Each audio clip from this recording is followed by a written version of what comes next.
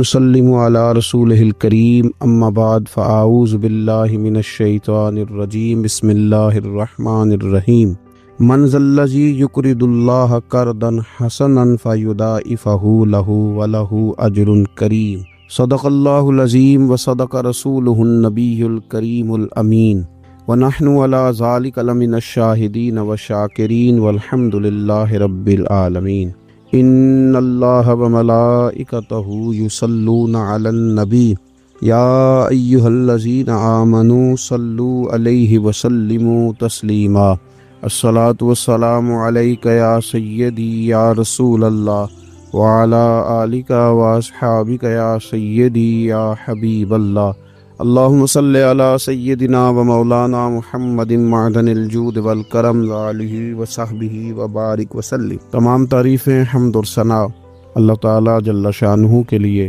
اور درود و سلام نبی اکرم نور مجسم شفیع معظم احمد مجتبیٰ جناب حضرت محمد مصطفیٰ صلی اللہ تعالیٰ علیہ وسلم کی ذات والا صفات کے لیے حمد و صلات کے بعد، اللہ تبارک و تعالیٰ نے کچھ انسانوں کو مالدار بنایا ہے اور کچھ کو اللہ تعالیٰ نے غریب، فقیر اور مسکین بنایا۔ اللہ تعالیٰ کی یہ تقسیم اس کی حکمت پر مبنی ہے۔ اب مالک کریم نے یہ فیصلہ فرمایا کہ وہ جن کو اللہ نے اپنے فضل سے مالدار کیا ہے وہ اپنے غریب، مسکین اور کمزور مسلمان بھائیوں کا خیال رکھیں۔ اور اسلام کا حسن دیکھیے، اسلام کا کمال دیکھیے کہ رب تعالیٰ فرماتا ہے تم خرچ کرو گے مسکین پر، غریب پر، اور وہ قرض دو گے تم اپنے رب تعالیٰ کو، خرچ اس پر کرو گے اور قرض اپنے رب تعالیٰ کو۔ ارشاد فرمایا من ذا الذی، کون ہے وہ جو اپنے رب کو اچھا قرض دے، جو اپنے رب کو اچھا قرض دے، قرض حسنا دے، فیضاعفہ لہ، اور پھر اللہ تبارک و تعالیٰ اسے دونا کر کے واپس کرے گا۔ اللہ اس کے لیے وہ قرض جب واپس کرے گا تو رب دونا دے گا، ڈبل عطا فرمائے گا، اور وَلَهُ اجر کریم، اور ان کے لیے جو ثواب ہے وہ عزت والا ہے۔ صدر الفاضل سید نعیم الدین صاحب مراد آبادی رحمۃ اللہ علیہ فرماتے ہیں کہ یہ دیکھو کریم کا کرم کہ خود اپنے بندے کو مال عطا فرما رہا ہے، پھر خود ہی فرما رہا ہے کہ تو مجھے قرض دے، اور یہ عین انسان کے مزاج اور فطرت کے مطابق بات کی کہ تم مجھے قرض دو۔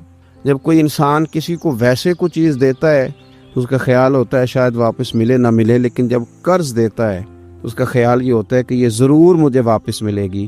تو فرمایا چونکہ تمہارے مزاج ہیں، تمہاری طبیعت ہے، تمہاری فطرت ہے، تم سمجھتے ہو کہ قرض ہمیں ضرور واپس ملے گا، لہٰذا تمہارا رب تمہیں کہہ رہا ہے کہ تم مجھے قرض حسنا دے دو، اپنے غریب بھائیوں پر، مسکینوں پر، کمزوروں پر خرچ کرو اور اپنے رب کو قرض حسنا دے دو، رب تمہیں ڈبل کر کے واپس عطا کرے گا، اور جو اجر دے گا وہ عزت والا دے گا، جو تمہیں ثواب عطا فرمائے گا وہ اکرام والا اللہ تمہیں ثواب عطا کرے گا۔ نبی پاک صلی اللہ تعالی علیہ وسلم نے انفاق کی تعریف کی، اللہ کے راستے میں خرچ کرنے کی۔ جب تک امراء، مالدار لوگ خرچ نہیں کریں گے غرباء پر، مساکین پر، طلباء پر، فلاحی کاموں میں، دینی کاموں میں، جب تک وہ خرچ نہیں کریں گے تب تک معاملہ آگے نہیں بڑھے گا، تب تک وہ سارے منصوبہ جات جس سے کہ غریب کا بھلا ہونا تھا، جس سے دین کو مضبوط ہونا تھا، جس سے دین کی اشاعت ہونی تھی، وہ سارے منصوبے آگے نہیں بڑھیں گے۔ اس لیے نبی کریم صلی اللہ تعالی علیہ وآلہ وسلم نے ارشاد فرمایا کہ تم خرچ کرو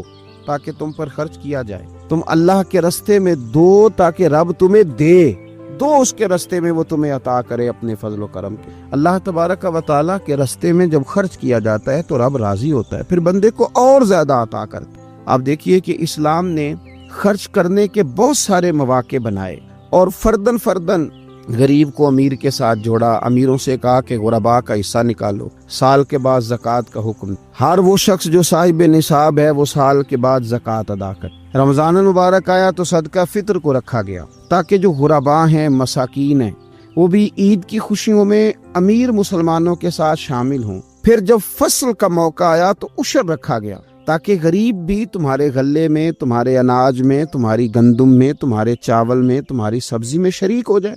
ہر موقع پر ان کو یاد رکھنا، ان کو ساتھ ملانا، قربانی رکھ دی گئی، اور قربانی بھی جب رکھی گئی تو امیر پر رکھی گئی۔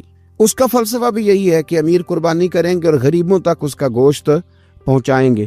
میرے رسول کریم صلی اللہ تعالی علیہ وآلہ وسلم نے یہ خوبصورتی کے ساتھ ایک کو دوسرے کے ساتھ جوڑا۔ اب ہوتا کیا ہے ہوتا یہ ہے کہ انسان کو مال سے پیار ہوتا ہے، فطرتاً کمائے ہوئے مال سے محبت ہوتی ہے۔ انسان بسا اوقات یہ سمجھتا ہے کہ بڑی مشکل سے تنکا کر کے، محنت کر کے، جدوجہد کر کے میں نے یہ مال جمع کیا ہے تو اب میں دے دوں۔ ایک لمبا عرصہ تک میں نے پردیس کاٹا، مشکلات برداشت کی، اور میں نے کئی راتوں کے رت جگہ اس کام کے نام کی، اور آج اگر مالی طور پر میں مضبوط ہوا ہوں تو کیا میں یہ مال دے دوں؟ تو دیکھیے، اسلام ایک روحانی مذہب ہے، اس کی تعلیمات آفاقی ہیں۔ یہ ہمیں بتلاتا ہے کہ صرف فیصلہ وہ نہ کرو جو تمہاری آنکھوں سے نظر آ رہا ہے، کچھ چیزیں ایسی ہیں جو رب تمہیں اپنے فضل سے دے رہا ہے اور تمہاری ظاہری آنکھیں انہیں دیکھ نہیں رہی۔ نبی پاک صلی اللہ تعالی علیہ وسلم نے ارشاد فرمایا، یہ حدیث مبارکہ صحیح مسلم میں موجود ہے، حضرت ابو ہریرہ رضی اللہ تعالیٰ عنہ فرماتے ہیں، دیکھیے حضور صلی اللہ تعالیٰ علیہ وسلم نہ بات کر کے مختصر جملوں میں کیسے آگے بڑھتے ہیں۔ کریم ابو فرمانے لگے، یاد رکھنا صدقہ دینے سے مال کم نہیں ہوتا۔ اللہ اکبر! آپ کو تو میسج آ گیا بینک سے کتنے پیسے کم ہو گئے، آپ نے تو جو گن کے دراز میں رکھے تھے اس میں سے لاکھ میں سے آپ نے تو 5,000 دے دیا، تو آپ کو تو پتہ ہے وہ 95 رہ گیا ہے، لیکن یہ صحیح مسلم کے لفظ ہیں۔ حضور فرماتے ہیں صدقہ دینے سے مال کم نہیں ہوتا۔ کائنات کے سب سے سچے، کھرے، صادق اور امین محبوب علیہ الصلوۃ والسلام نے فرمایا کہ صدقہ دینے سے مال کم نہیں ہوتا۔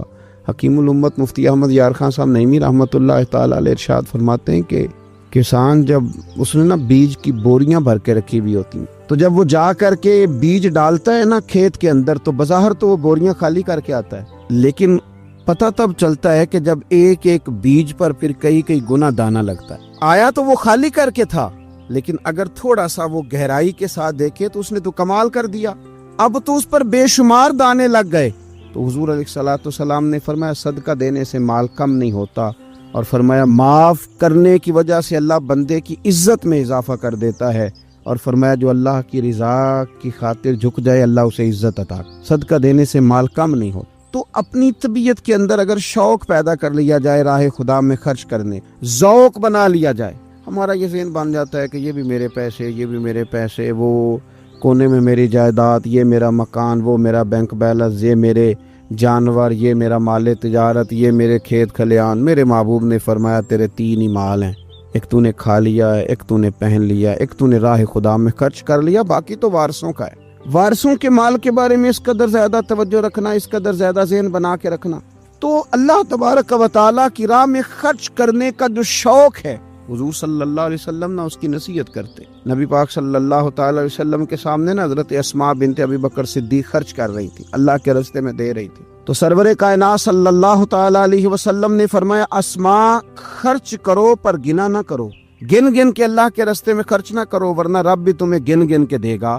فرمایا تم اس کے راستے میں اس کی راہ سے کچھ بچا کے نہ رکھو تو رب تعالیٰ بھی جب تمہیں دے گا نا تو پھر بے حساب ہی عطا فرما۔ گن کے یوں احتیاط کر کے دیکھ کے پریشان ہو کے راہ خدا میں خرچ نہ کیا، بلکہ اللہ تبارک و تعالیٰ کے راستے میں دیا جائے اور مالک کے حضور اس کی رضا کے لیے خرچ کیا جائے اللہ تعالیٰ کے بندوں پر۔ حضور صلی اللہ تعالیٰ علیہ وآلہ وسلم کی جو عادات جن کی وجہ سے کائنات میں میرے محبوب پاک علیہ الصلوۃ والسلام کے روز ڈنکے بجتے ہیں، حضور کی نعتیں پڑھی جاتی ہیں، ان میں حضور علیہ السلام کی ان خوبصورت عادات میں سے ایک عادت ہے حضور کا سخی ہونا، کریم ہونا۔ لب واں ہیں، آنکھیں بند ہیں، پھیلی ہیں جھولیاں، کتنے مزے کی بھیک تیرے پاک در کی۔ نبی پاک صلی اللہ تعالی علیہ وآلہ وسلم ارشاد فرماتے ہیں حضور کا شوق دیکھیے خیرات کرنے کے تعلق سے۔ ہمارے ہاں یہ ہوتا ہے کہ بعض اوقات جیسے جیسے پیسہ بڑھتا جاتا ہے ویسے ویسے لوگوں کے اندر بخل آتا ہے، کنجوسی آتی ہے۔ بعض لوگ اللہ ماشاءاللہ وہ خیرات کرنے کی طرف اس طرح توجہ نہیں کرتے جس طرح کہ ان کا منصب انہیں حکم دیتا ہے یا ان کا منصب انہیں اس طرف قائل کرتا ہے۔ رسول کائنات صلی اللہ تعالی علیہ وآلہ وسلم ارشاد فرماتے ہیں، بخاری مسلم میں موجود ہے، فرمایا اگر میرے پاس احد پہاڑ کے برابر سونا ہو، کلومیٹروں پہ پھیلا ہوا احد پہاڑ، اس کی چوڑائی ہے، اس کی لمبائی ہے، اس کی اونچائی ہے، یعنی پہاڑ کی بات ہو رہی، جن لوگوں نے زیارت کی ہے وہ جانتے ہیں کہ اتنا بڑا پہاڑ۔ حضور فرماتے ہیں میرے غلاموں سنو، اگر میرے پاس احد پہاڑ کے برابر بھی سونا ہو تو فرمایا میرا دل چاہتا ہے کہ 3 راتیں گزرنے سے پہلے پہلے سارا اللہ کے راستے میں خرچ کر، سوائے اس کے کہ جو میں نے قرض دیا، قرض کے لیے بچاؤں گا، باقی میں سب اللہ تبارک و تعالیٰ کے راستے میں خرچ کر دوں گا، 3 راتوں سے زیادہ نہیں گزریں گی، خرچ کر دوں۔ یہ شوق ہے نبی پاک صلی اللہ علیہ وسلم کا سخاوت کے ساتھ۔ حضور پسند کرتے سخاوت کرنا۔ نبی پاک صلی اللہ تعالیٰ علیہ وآلہ وسلم نے اپنے دست مبارک سے ہمیشہ لوگوں کو عطا کیا۔ حضور صلی اللہ تعالیٰ علیہ وسلم خرچ کرنے کی ترغیب دیتے، لوگوں کو رغبت دلاتے۔ ہمارے ہاں پہلی تو بات یہ ہے کہ خرچ کرنے کا ماحول نہیں بنتا، اور اگر بعض لوگ خرچ کرتے ہیں تو بے دلی کے ساتھ خرچ کرتے ہیں۔ اللہ تبارک و تعالیٰ کے راستے میں جب آپ کو دینا ہے، جب آپ کو مالک کے راستے میں دینا ہے، تو پھر آپ کو بندہ تھوڑی دیکھنا ہے، پھر تو اللہ کی رضا دیکھنی ہے۔ تو خرچ تو کرتے ہیں، لیکن وہ خوش دلی، وہ ذوق، وہ شوق، وہ خوبصورتی ان کی طبیعت میں نہیں ہوتی جو ہونی چاہیے۔ اللہ کے راستے میں خرچ کریں تو اللہ کی رضا کو پیش نظر رکھ کے پھر خرچ کیا جاتا ہے، صدقہ دیا جاتا ہے۔ لیکن کب بندہ بیمار ہو گیا، جب تندرست تھا، لاکھوں روپے پڑے تھے، صدقہ کرنے کا خیال نہیں آیا، ہزاروں موجود تھے، اس کے دل کی توجہ اس جانب نہیں ہوئی، آج بیمار پڑا ہے، کمزوری آ گئی ہے، قریب المرگ ہو گیا ہے، اب اس کا خیال آتا ہے کہ میں کچھ اللہ کے راستے میں دوں، ایک بکرا لو بھی ذرا ذبح کر دو، ذرا تھوڑا صدقہ دے دو۔ کس بات پر؟ کہ میں بیمار ہو گیا ہوں، کس بات پر؟ کہ میں کمزور ہو گیا ہوں۔ اگر آپ صحت کے عالم میں صدقہ کرتے اللہ کو راضی کرنے کے لیے تو وہ کیا خوب تھا۔ وہ ہمارے ایک بزرگ ہیں تو فرمایا کرتے ہیں کہ میں نے جب خرچ کرنا شروع کیا تو میرے ذہن میں ایک بات آئی، اس نے مجھے ابھارا کہ میں اللہ کے راستے میں زیادہ خرچ کروں۔ میرے ذہن میں یہ بات آئی کہ یار جتنا میں اپنے والدین کی طرف سے خرچ کر رہا ہوں نا، میری اولاد بھی میرے بعد اتنا ہی خرچ کرے گی، تو کیوں نہ ایسا ہو کہ ان کے حقوق پورے ادا کر کے، ان کی آسانیوں کا خیال کر کے، جو اللہ تعالیٰ نے مجھے اپنے فضل سے زیادہ دیا ہے اس میں سے میں اللہ کے راستے میں خرچ کروں۔ تو اس شوق کے ساتھ میں نے خرچ کرنا شروع کیا۔ نبی پاک صلی اللہ تعالیٰ علیہ وآلہ وسلم ارشاد فرماتے ہیں کہ کسی بندے کا اپنی زندگی میں 1 درہم خرچ کرنا مرتے وقت 100 درہم خرچ کرنے سے زیادہ بہتر۔ زندگی میں 1 درہم دینا مرتے وقت، یعنی عین بیماری کے عالم میں جب تو خرچ کر رہا ہے تو وہ تو 100 خرچ کرے گا درہم، اور تندرستی میں، صحت میں تو نے 1 خرچ کیا تو اللہ تعالیٰ اس 1 کا ثواب تجھے اس وقت سے زیادہ عطا فرمائے۔ یہ حدیث مبارکہ ابو داؤد شریف میں مشکات میں ملے گی۔ حضور فرماتے ہیں صحت کے عالم میں خرچ کر، بجائے اس کے کہ تیری طرف سے کچھ صدقہ دینے جائے تو خود صدقہ دینے جا، اپنے ہاتھوں سے دے اور شوق بنا کے دے اور توجہ کر کے دے، اور تیری طبیعت لگی ہوئی ہو اور تو خود اپنے کندھے پہ رکھ کے جائے، غریبوں کے گھر میں پہنچا کے آئے، اور تو تیرا دل کرے اگر میرے گھر کے اندر گندم موجود ہے پھر کوئی بھوکا نہ سوئے، اگر میرے پاس طاقت موجود ہے کسی کو کپڑا پہنانے کی تو پھر کوئی غریب سردی میں ٹھٹھرتا نہ سوئے، اگر میرے پاس طاقت موجود ہے مکانات بنانے کی، مالک کریم کا کوئی بندہ جس کو میرے رب نے پیدا کیا، اس کی قدرت کا جو شاہکار ہے رسول پاک علیہ السلام کا کوئی غلام بغیر چھت کے نہ سوئے، اگر میرے پاس طاقت ہے تو پھر میرا حال تو یہ ہونا چاہیے نا کہ کسی غریب کی بیٹی اس لیے نہ بیٹھی رہے کہ اس کے پاس جہیز کوئی نہیں، یوں نہ ہو کہ میرے گھر کے اندر تو آدھا کھانا کھایا جائے اور آدھا ضائع کیا جائے۔ لیکن بہت سارے لوگ ایسے ہیں جو رات کو ترس ہیں کہ کچھ مرضی کا من پسند مل جاتا تو پیٹ بھر کے کھا لیتے۔ سخاوت کا حکم دیا گیا، صحت کے عالم میں خرچ کریں، تندرستی کے عالم میں خرچ کریں، اللہ کی رضا کے لیے خرچ کریں۔ یہ ماحول نہ بنائیں کہ بیمار ہو گیا ہوں تو جا بیٹے صدقہ کر دے، اب میں کمزور پڑ گیا ہوں تو جا بیٹے تو کچھ اللہ کے راستے میں خرچ کر دے۔ ایک شوق ہو، ایک طبیعت ہو۔ نبی پاک صلی اللہ تعالیٰ علیہ وآلہ وسلم کی پیاری زوجہ، ذرا یہ انداز بھی دیکھیے، حضرت سیدہ عائشہ صدیقہ رضی اللہ تعالیٰ عنہ فرماتی ہیں کہ ہم چونکہ حضور کی ازواج کثیر تعداد میں تھی تو کبھی نہ نبی پاک صلی اللہ علیہ وسلم سے کچھ سوالات بھی کرتی، اور اس سوالات کے اندر محبت چھلکتی تھی، محبت میں ایک دوسرے سے آگے بڑھنا چاہتی۔ حضرت عائشہ صدیقہ رضی اللہ تعالیٰ عنہ فرماتی ہیں کہ ہم نے عرض کی یا رسول اللہ صلی اللہ تعالیٰ علیہ وسلم، ہم میں سے سب سے پہلے آپ سے آ کے کون ملے؟ اس سے مراد ہے وصال کے بعد سب سے پہلے ازواج مطہرات میں آپ سے کون آ کے ملے گا؟ تو حضور صلی اللہ علیہ وسلم نے فرمایا لمبے ہاتھوں والی۔ مشکات میں حدیث موجود ہے، بخاری میں موجود ہے۔ حضرت عائشہ صدیقہ کہتی ہیں حضور نے فرمایا وہ جو لمبے ہاتھوں والی ہے نا، میری اہلیہ، میری زوجہ، مومنوں کی ماں، وہ ملیں گی۔ تو کہتی ہیں حضرت سودا رضی اللہ تعالیٰ عنہ کے ہاتھ لمبے تھے، قد بڑا تھا، تو ہماری نظر یہ تھی کہ حضرت سودا کے بارے میں حضور نے فرمایا کہ وہ ملیں گی، لیکن کہتی ہیں کہ وہ تو ہمیں بعد میں پتہ چلا جب حضرت زینب رضی اللہ تعالیٰ عنہ کا وصال ہوا تو سمجھ آئی کہ لمبے ہاتھوں سے مراد ہاتھوں کا لمبا ہونا نہیں، صدقہ اور خیرات زیادہ کرنا۔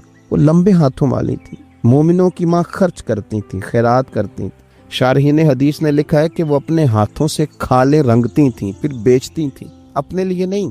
ان کا نان نفقہ تو حضور کے ذمے تھا، اپنے لیے نہیں۔ ان کو تو صحابہ کرام علیہم رضوان وہ ساری ذمہ داریاں حضور کے بعد بھی ادا کر رہے تھے جو حضور سید عالم صلی اللہ تعالی علیہ وسلم کے حقوق رب تعالیٰ نے رکھے ہیں، لیکن وہ اپنے دست مبارک سے محنت کرتی، کھالیں رنگتی اور اپنی اولاد پر، مسلمانوں پر خرچ کرتی۔ ان کا شوق تھا۔ تو کریم محبوب علیہ السلام نے فرمایا یہ مجھ سے سب سے پہلے آ کے ملیں گی۔ حضور کے بعد ان کا وصال سب سے پہلے ہوا حضرت زینب رضی اللہ تعالیٰ عنہ کا۔ او بھائی، اس میں بھی ایک لطیف اشارہ ہے، اس میں بھی ایک خوبصورت اشارہ ہے کہ حضور کا قرب پانے کے لیے سخی ہونا بھی ضروری۔ رسول پاک علیہ السلام کی بارگاہ ناز کے قریب ہونے کے لیے سخاوت کا مزاج ہونا بھی ضروری ہے۔ انسان کے دل کا، اس کی طبیعت کا، اس کے مزاج کا سخی ہونا ضروری ہے، اس لیے کہ اس نے رسول پاک صلی اللہ تعالی علیہ وآلہ وسلم کے قریب جانا ہے۔ اعلیٰ حضرت بریلوی رحمۃ اللہ تعالی نے لکھا ہے، فرماتے ہیں اللہ کے محبوب علیہ الصلوۃ والسلام اچانک مسجد میں تشریف لائے اور نماز کا وقت ہو گیا، اقامت کہہ دی گئی۔ سرور کائنات صلی اللہ تعالی علیہ وسلم نے اقامت کہی جا چکی تھی، پر حضور باوجود اس کے گھر چلے گئے، تھوڑی دیر کے بعد واپس آئے۔ اب ظاہر ہے صحابہ کے دلوں میں سوال تھا کہ اقامت ہو چکی تھی، حضور کہاں تشریف لے گئے؟ تو حضور نے فرمایا میں مسجد آیا تو میرے دل میں خیال آیا کہ گھر میں تو چند دینار پڑے ہوئے ہیں، تو میں نماز پڑھانے سے پہلے گیا ہوں، نے اللہ کے راستے میں خیرات کیا، پھر تمہیں آ کے نماز پڑھائی۔ یار اپنا شوق بنائیں۔ آپ یقین کریں کہ بہت سارے لوگ ہیں جو بہت سارے لوگوں کا خیال رکھ سکتے ہیں، لیکن ہماری نظر اپنے سے اٹھتی نہیں۔ ہم اپنے آپ سے سوچنا شروع کرتے ہیں، اپنے اوپر ختم کر لیتے۔ اگر بہت زیادہ بڑھ کے سوچیں گے تو اپنی اولاد کا سوچیں۔ ذہن بنائیں سخاوت، اور رمضان شریف میں خاص کر کے توجہ کریں۔ آپ مساجد کا خیال کریں، مدارس کا خیال کریں، اور خوب خیال کریں، اور غرباء کا خیال کریں، مساکین کا خیال کریں، کمزور لوگوں کا خیال کریں۔ دیکھیں رب فرماتا ہے خرچ تم نے غریب پہ کرنا ہے، پر قرض تم نے اپنے رب کو دینا ہے۔ اللہ تعالیٰ سمجھنے کی توفیق عطا فرمائے۔